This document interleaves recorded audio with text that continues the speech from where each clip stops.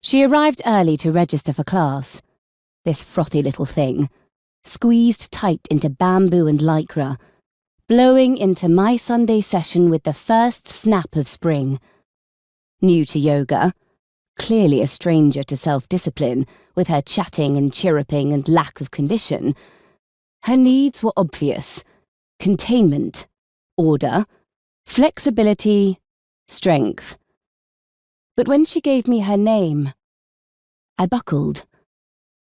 The pure white shock of it, after all these years, blinding me for a second. The knot of grief, loss and fury tightening.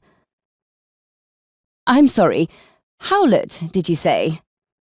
And could I have your age and occupation too, please?"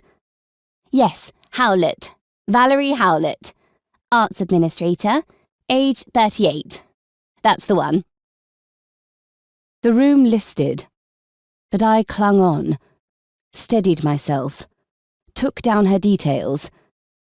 She paid in full for the term and smiled gratefully as my fluttering hands tried to manage the receipt.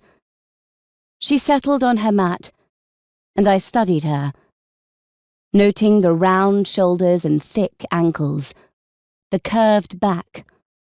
I watched her limp through the poses, forcing her slack little frame into one unfamiliar shape after another as I moved through the sequence, perhaps a little too fast for beginners today. And as the sweat spread across her vest like a fungal bloom, the initial insult of her appearance dissipated. Slowly, with her neck bulging and reddening, her breath growing heavy and laboured, I began to feel reassured, which I hadn't anticipated. By the end of the class, she looked raw, as if she'd been peeled somehow.